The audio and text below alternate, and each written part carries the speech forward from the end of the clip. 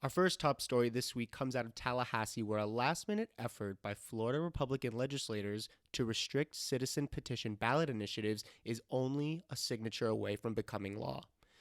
On the final day of the 2019 legislative session, House Republicans added language to House Bill 5, which is a tax bill that has nothing to do with petition drives.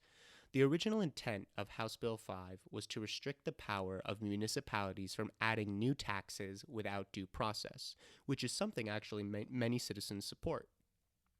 But at the last minute of our latest legislative session, Republican lawmakers crafted a regulatory spiderweb designed to make it as hard as possible to collect and submit signatures so citizens can propose changes to Florida's constitution.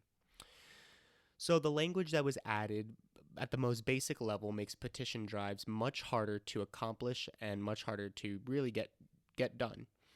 So here's what the language does, and I'll explain what this has to do with cannabis in a second. So under House Bill 5, county elections offices that currently have nothing to do with petition gathering except, verifying the signatures on petitions, are basically going to be placed in charge of printing, distributing, and tracking petitions. Not only that, the language will require petitions to have been marked to identify the person gathering the signatures, the gatherer, and the elections offices would also then have to report to the state how many petitions each gatherer has and how many were returned. Now try to imagine for a second a county elections office being forced to print, keep on hand, and account for thousands of petitions covering more than 24 active ballot initiatives.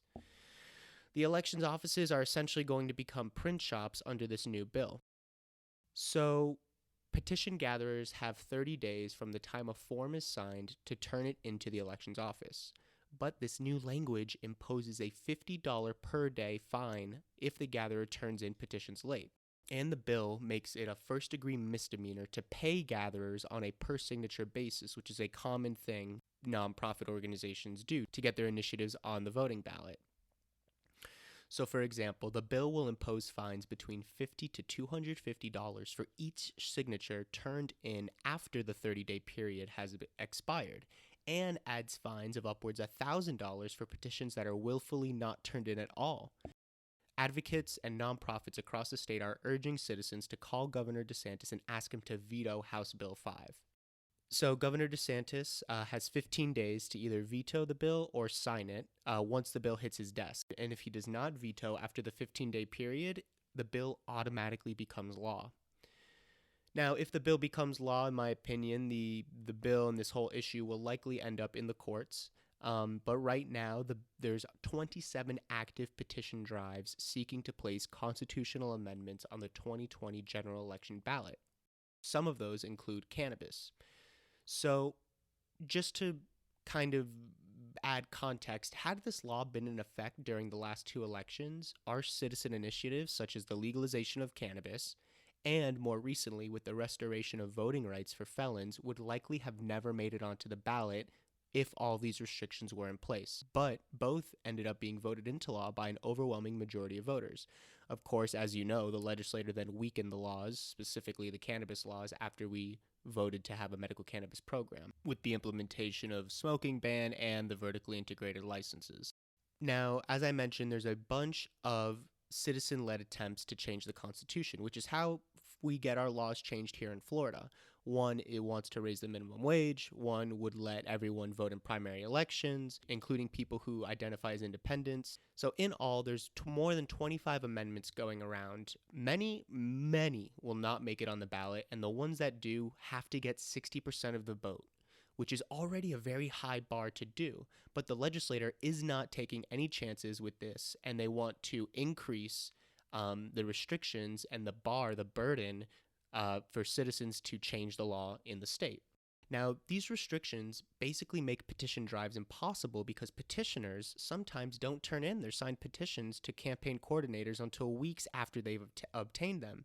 And with these fines imposed, it's going to cause a pretty big mess. This is just so similar to Ray Rodriguez's 10% THC cap sneaking his language into Senate Bill 188, which we covered in a couple episodes previous, but because these citizen initiative provisions, this language they added into HB 5, were all but dead before getting thrown in last minute into this bill on the last day of the legislative session.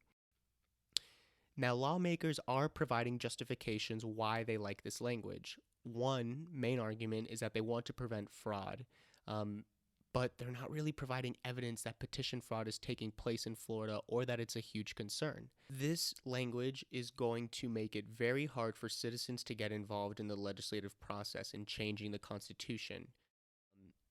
But what does this mean for cannabis? Well, as you know, each cannabis legal market we have in the United States today is because of citizen-driven ballot initiatives, except for Vermont, which I'll hit on in 1 second. So lawmakers themselves don't implement cannabis markets on their own. The catalysts are really the grassroots petition gatherers. That's what happened in Florida. Florida got our medical cannabis program by the will of the people. We gathered petitions and finally got Amendment 2 onto the ballot, and then the voters voted on it and passed with 71% of the vote. The language in HB 5 makes that process of getting the amendment onto the Florida ballot much harder to achieve.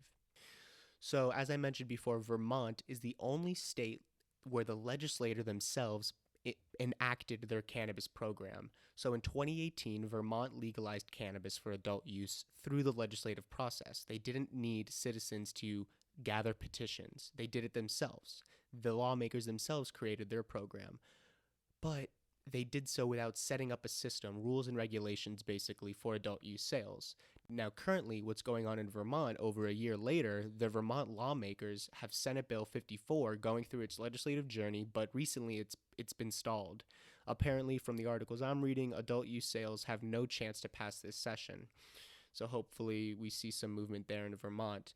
Back in an earlier episode, we covered an attempt by Florida lawmaker Carlos Guillermo Smith to enact an adult use cannabis program. As we reported, the bill did not get a hearing or a vote. Now, so this was an example, again, of a Florida lawmaker trying to enact an adult use cannabis program through the legislator. But we know legalization in Florida is coming one way or the other, either next year or by 2022. Probably not through the legislator, probably through a ballot initiative. But if this language is enacted, if Governor DeSantis signs HB 5, that process of gathering signatures is going to be much more difficult. Now, we know the Florida recreational market is going to be big because of the size of the state. We have 20 million residents and more than 100 million visitors each year. And that makes the recreational market potentially to be bigger than states like Colorado, Michigan, and Massachusetts, even though Massachusetts really has the gold standard of a cannabis program. If I were to pick one state in the United States to have the best program or to model if I was the governor of a state and I were to model my cannabis program after a state, it would be Massachusetts. Now, we have two nonprofit organizations that are leading the charge to get recreational cannabis on the ballot in 2020. We have Regulate Florida and Floridians for Freedom. Both organizations have their own petitions that they're trying to get signed for Supreme Court review. I broke down both petitions in an earlier episode. Regulate Florida's petition is 4 pages, their proposed law, and Floridians for Freedom is really a paragraph. Now, I don't really think a paragraph law is better than a 4-page in-depth law because we need regulations in the state. We need rules set up. Now, we should have more movement on HB 5 within the coming weeks, and we'll definitely keep you updated about it. But HB 5 extends more than the cannabis industry. It's going to affect any constitutional amendment Floridians want to see implemented in our state law.